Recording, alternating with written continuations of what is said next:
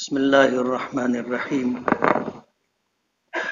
نحمده ونصلي على رسوله الكريم أما بعد فأعوذ بالله من الشيطان الرجيم بسم الله الرحمن الرحيم ربنا وابعث فيهم رسولا منهم يتلو عليهم آياتك ويعلمهم الكتاب والحكمة ويزكيهم إنك أنت العزيز الحكيم صدق اللہ العظیم۔ بزرگان محترم اور عزیز دوستو،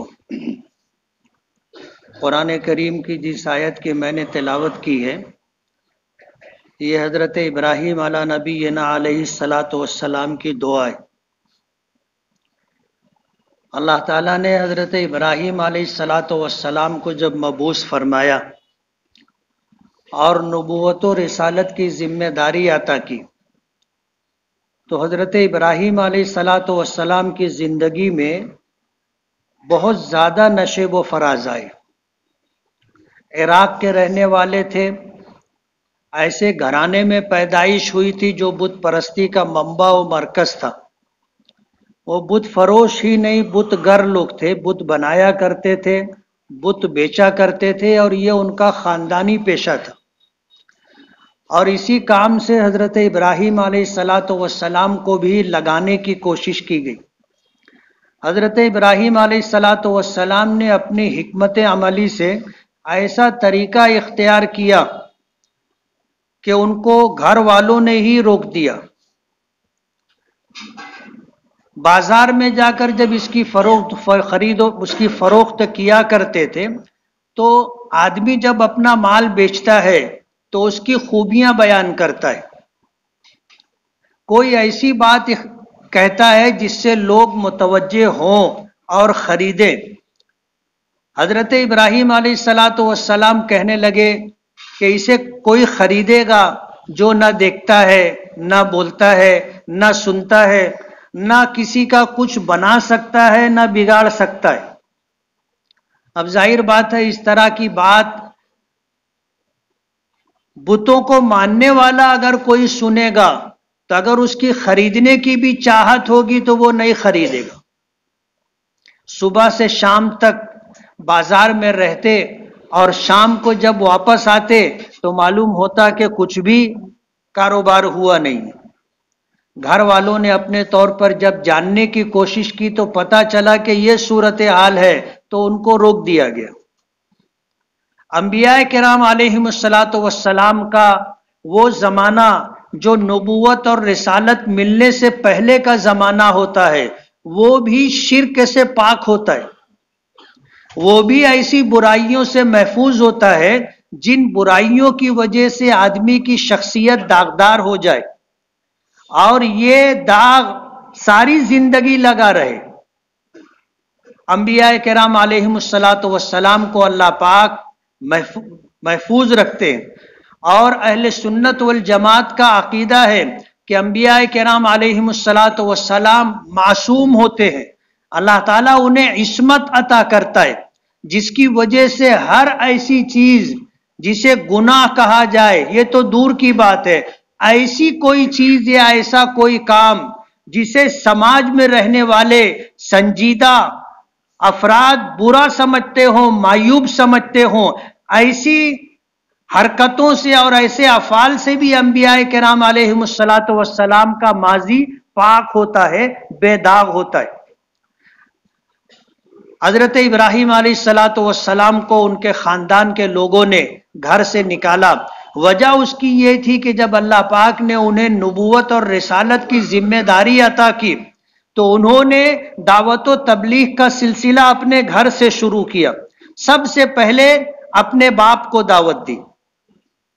ظاہر بات ہے کسی شخص کو اگر لگاؤ ہوتا ہے تو سب سے زیادہ لگاؤ ماں سے ہوتا ہے، باپ سے ہوتا ہے، درجہ بدرجہ خاندان میں، گھر میں افراد سے ہوتا ہے۔ نبی کریم صلی اللہ علیہ وسلم کو بھی جب یہ ذمہ داری دی گئی تو قرآن کریم میں آتا ہے، اللہ پاک نے فرمایا وَأْمُرْ أَهْلَكَ بِالصَّلَاةِ وَاسْتَبِرْ عَلَيْهَا، اہلک، اپنے گھر والوں سے آپ اپنے کام کا آغاز کیجئے۔ عام طور پر کہا جاتا ہے کہ چراغ تلے اندھیرا ہوتا ہے. یہ مثال مجھ پر اور آپ پر صادق آ سکتی ہے، لیکن انبیاء کرام علیہم الصلاۃ والسلام کے متعلق یہ بات نہیں کہی جا سکتی.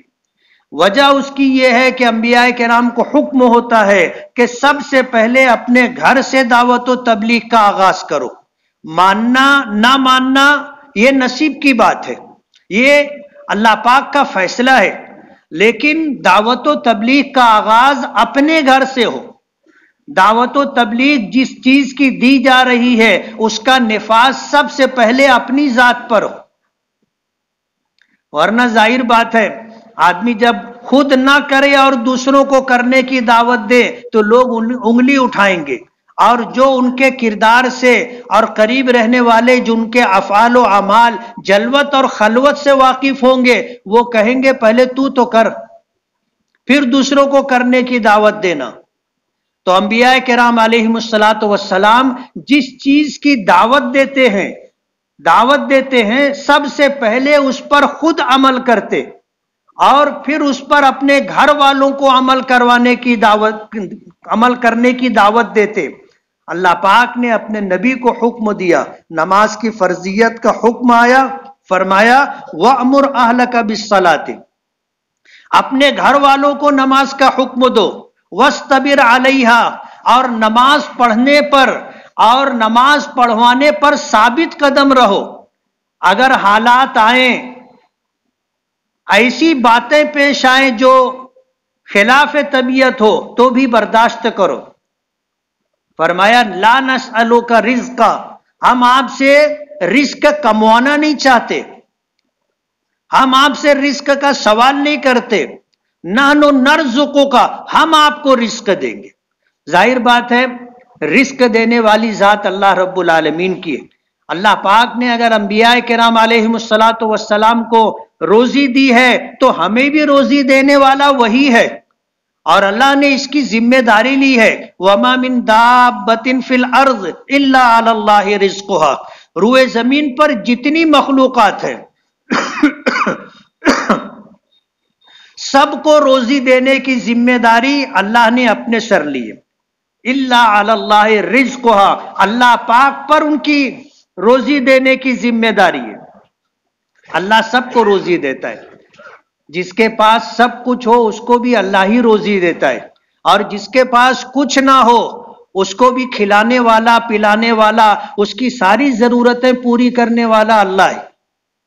کہتے ہیں نا کہ آدمی اللہ بھوکا اٹھاتا ہے، بھوکا سلاتا نہیں ہے، بلکہ بسا اوقات ایسا ہوتا ہے جن کے پاس سبب کے درجے میں کچھ نہیں ہوتا وہ ان سے اچھا کھاتے ہیں جن کے پاس سب کچھ ہوتا ہے. یہ تو اللہ کی شان اور قدرت ہے. مانگنے والے 10 طرح کا ان کے دسترخوان پر کھانا ہوتا ہے، اور جن کے پاس سب کچھ ہے ان کے دسترخوان پر کیا ہوتا ہے وہ آپ کو پتا ہے.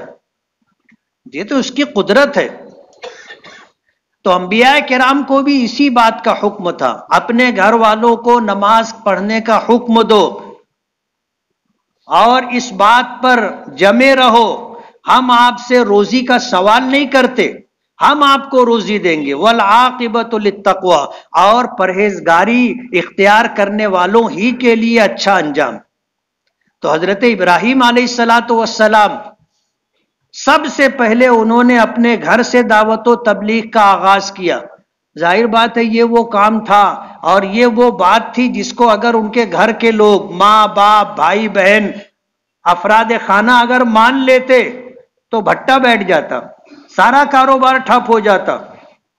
سب نے مشورے کے ساتھ حضرت ابراہیم کو گھر سے نکالا، اور حضرت ابراہیم علیہ الصلاۃ والسلام کو گھر سے نکلنا پڑا، شہر سے نکلنا پڑا اور اپنے علاقے سے نکلنا پڑا. عراق سے نکل کر کے ملک شام جانا پڑا، اور عجیب و غریب امتحانات سے اللہ پاک نے حضرت ابراہیم کو گزارا.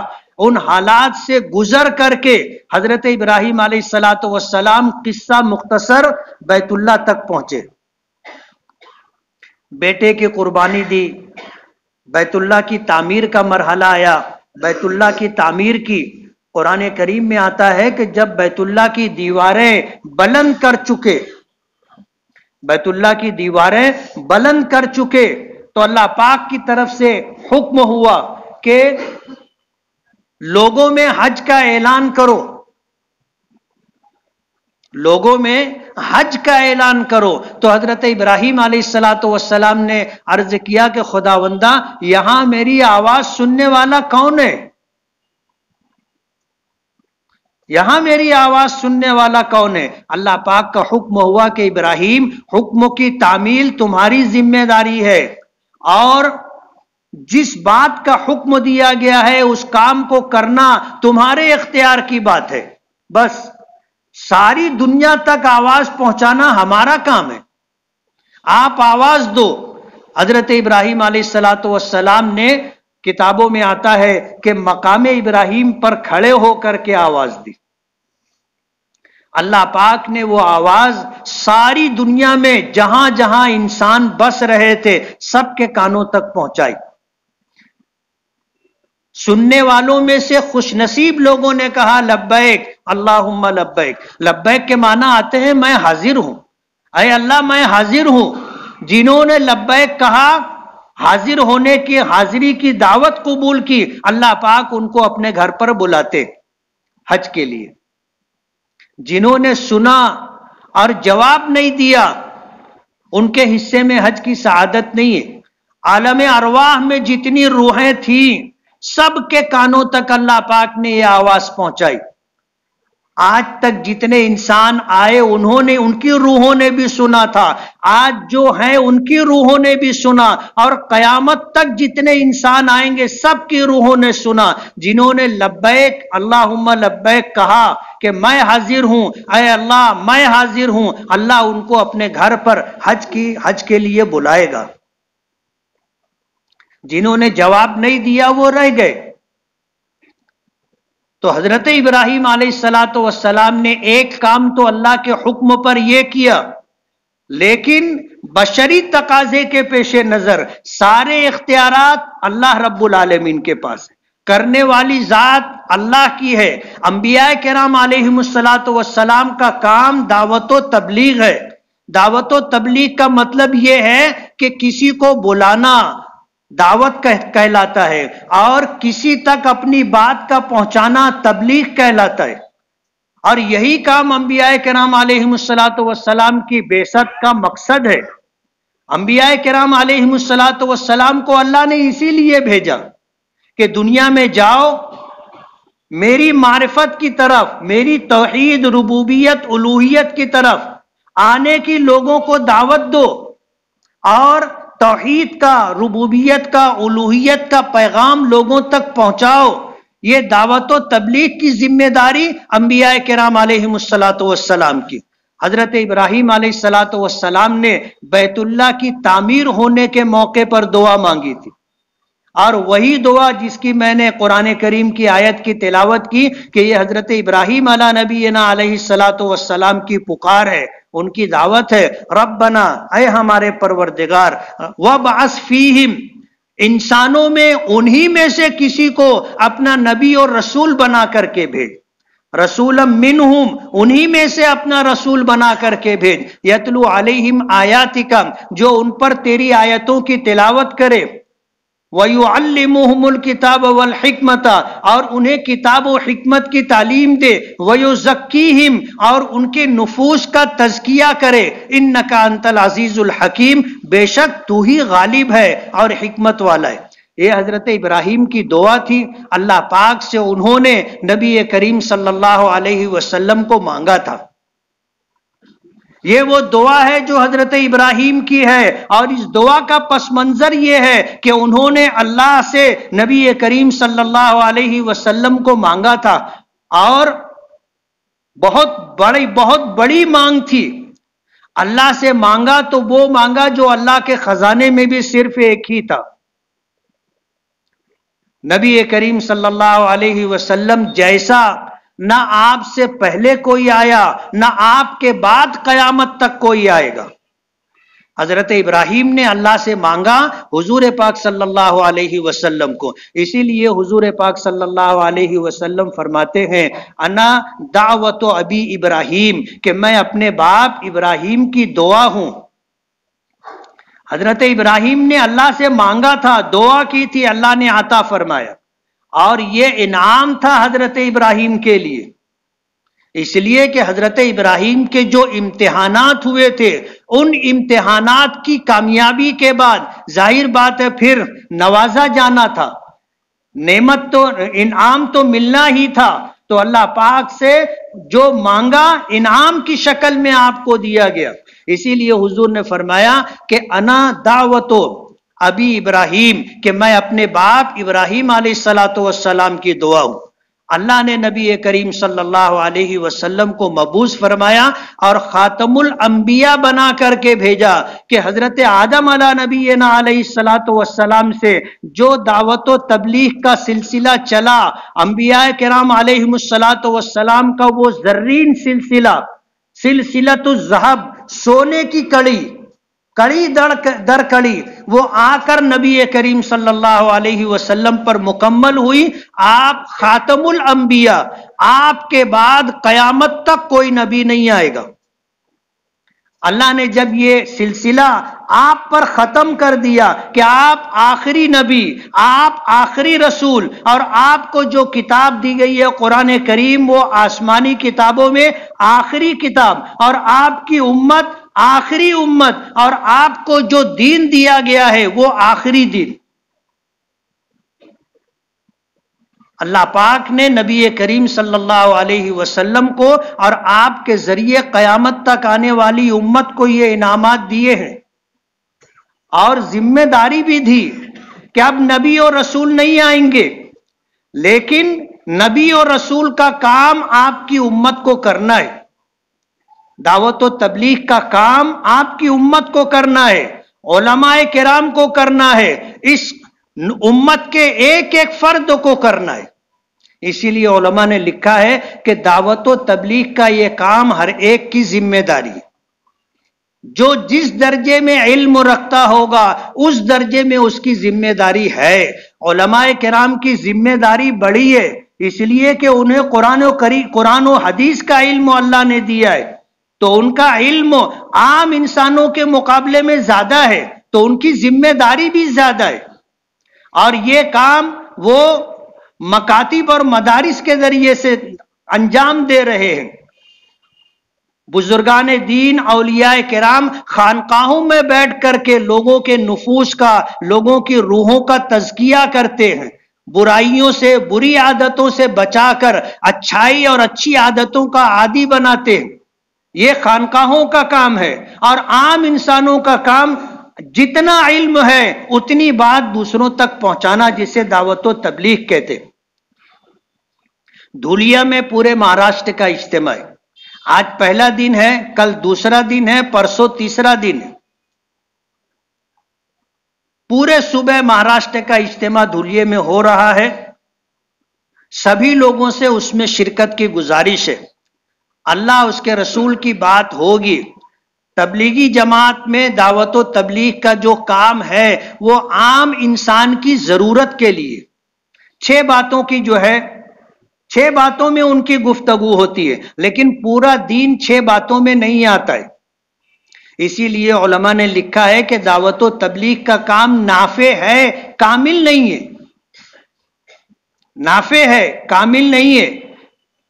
عام انسانوں کو اس سے نفع ہوتا ہے، ان کی راہ درست ہو جاتی ہے، غلط راستے پر چلنے والے صحیح راستے پر آ جاتے ہیں، لیکن علماء سے مستغنی نہیں ہو سکتے۔ علماء سے مستغنی ہونے کا مطلب یہ ہے کہ قرآن پاک سے، حدیث پاک سے مستغنی نہیں ہو سکتے۔ حدیث و قرآن کا علم علماء کے پاس ہے، اس لیے انہیں علماء سے جڑ کر کے، رابطہ رکھ کر کے چلنا ہوگا۔ تو دعوت و تبلیغ کا کام نافع ہے، کامل نہیں ہے۔ جیسے دین کی بنیادی باتوں میں 5 چیزیں دین کی بنیاد ہے، سب سے پہلے ایمان، پھر نماز، روزہ، زکوٰۃ اور حج۔ اب ظاہر بات ہے 6 باتوں میں ایمان کے بعد نماز ہے، لیکن روزہ، زکات اور حج کا تذکرہ نہیں ہے۔ آپ اس سے اندازہ کر سکتے ہیں کہ دعوت و تبلیغ کی 6 باتوں میں مکمل دین نہیں آتا، یہ نافع ہے۔ آدمی اگر نماز پر آ جائے گا تو انشاءاللہ اس کے لیے روزہ بھی آسان ہو جائے گا، زکات دینا بھی آسان ہو جائے گا، اور پھر حج کرنا بھی آسان ہو جائے گا۔ جو شخص اللہ کی بارگاہ میں دن میں 5 مرتبہ آ کر اپنی بندگی کا اقرار کرے گا، اپنی پیشانی ٹیک کر اپنی عاجزی، انکساری اور اپنے اللہ کے سامنے اللہ کے تابع ہونے کا اقرار کرے گا، تو وہ دین کے دوسرے تمام احکامات پر بھی عمل کرے گا۔ تو جمعہ، سنیچر، اتوار 3 دن پورے صوبہ مہاراشٹر کا اجتماع دھولیا میں ہے۔ آپ سبھی حضرات سے اس میں شرکت کی گزارش ہے۔ دوسری بات، دعوت و تبلیغ کے عنوان سے گفتگو ہوتی رہتی ہے، سیرت النبی صلی اللہ علیہ وسلم کے عنوان سے بات چیت ہوتی رہتی ہے۔ بارہا میں نے لوگوں سے پوچھا کہ آپ میں سے کتنے لوگ ہیں جنہوں نے سیرت کی کوئی کتاب از اول تا آخر پڑھی ہو، یعنی مکمل شروع سے آخر تک کسی نے کوئی کتاب سیرت کی پڑھی ہو؟ بہت کم لوگ، اکا دکا لوگ ہیں جنہوں نے کتاب پڑھی سیرت کی، بڑی بڑی کتابیں۔ کافی ساتھیوں نے اس بات کا تقاضا کیا تھا کہ سیرت کی کوئی مختصر کتاب۔ میں بھی کافی دنوں سے تلاش کر رہا تھا کہ سیرت کی موٹی موٹی کئی جلدوں میں تو کتابیں ہیں، اور حضور کی سیرت اور زندگی ہے ہی ایسی کہ ہزاروں کتابیں لکھی جا چکی اور قیامت تک لکھی جاتی رہیں گی۔ لوگ سیرت پر لکھنا اپنے لیے سعادت سمجھتے، سیرت پر لکھنا اپنے لیے سعادت سمجھتے ہیں۔ عربی زبان ہو، فارسی زبان ہو، اردو زبان ہو، اور دنیا میں جتنی زبانیں بولی جاتی ہیں ان زبانوں کے جاننے والے نبی کریم صلی اللہ علیہ وسلم کی سیرت پر کچھ نہ کچھ لکھتے ہیں۔ آپ کو حیرت ہوگی کہ مسلمانوں کے علاوہ یہودیوں اور عیسائیوں نے بھی حضور کی سیرت لکھی ہے۔ اور بہت دنوں پہلے میں نے ایک بات کہی تھی کہ نبی کریم صلی اللہ علیہ وسلم کی احادیث پر المعجم المفہرس نامی کتاب، یعنی حدیث کی جتنی کتابیں ہیں بخاری سے لے کر کے اور 50 کتابیں، سب کو انہوں نے اکٹھا کیا ہے۔ اور اگر آپ کو حدیث پاک کا ایک لفظ اگر یاد ہے تو اس لفظ کو آپ نکالیے، وہ حدیث آپ کو مل جائے گی۔ یہ کام کرنے والا یہودی ہے، یعنی اتنا بڑا کام کسی مسلمان عالم نے نہیں کیا، یہودی نے کیا۔ سیرت کی کتابیں انگریزی زبان میں ان لوگوں نے لکھی جو مسلمان نہیں ہیں۔ تو حضور کی سیرت پر کتابیں بے شمار لکھی گئیں اور لکھی جا رہی ہیں اور قیامت تک لکھی جاتی رہیں گی، لیکن عام انسانوں کے لیے کوئی مختصر ایسی کتاب جس میں حضور کی سیرت کے اہم گوشے آ گئے ہوں۔ جب میں یہ بات کہتا تھا، ہفتہ بھر، مہینہ بھر لوگ پوچھتے رہتے تھے کہ کوئی کتاب کا نام بتاؤ، کوئی کتاب کا نام بتاؤ۔ اب بڑی کتابیں خریدنا ہر ایک کے بس کی بات نہیں۔ بہت تلاش کرنے کے بعد مفتی محمد شفیع رحمت اللہ علیہ کی ایک کتاب خاتم الانبیاء ملی، جو باریک 2 حصوں میں ہے۔ وہ کتاب میں لایا، اور اسی طرح تاریخ اسلام کے نام سے کہ سوال اور جواب، مولانا محمد میاں رحمت اللہ علیہ کی کتاب، جو جمعیت علماء کے ناظم عمومی رہے اور جنہوں نے دینی تعلیم کے 12 رسالے لکھے، تاریخ اسلام کے نام سے ان کی ایک کتاب ملی جو بہت مفید اور نافع، سیرت کی ایک کتاب اور تاریخ اسلام کی ایک کتاب۔ وہ کتاب لا کر میں نے مولانا علیم الدین صاحب کو دی اور انہوں نے الحمدللہ یہ کتاب چھاپ لی۔ وہ کتاب چھپ گئی ہے اور وہ کتاب لے کر کے آئے۔ ابھی جب میں مسجد میں آیا تو انہوں نے مجھے چھپی ہوئی کتاب بتائی۔ تاریخ اسلام، اس کی قیمت 100 روپیہ ہے، اور خاتم الانبیاء حضور کی سیرت پر جو 2 حصوں میں کتاب ہے اس کی قیمت 100 روپیہ۔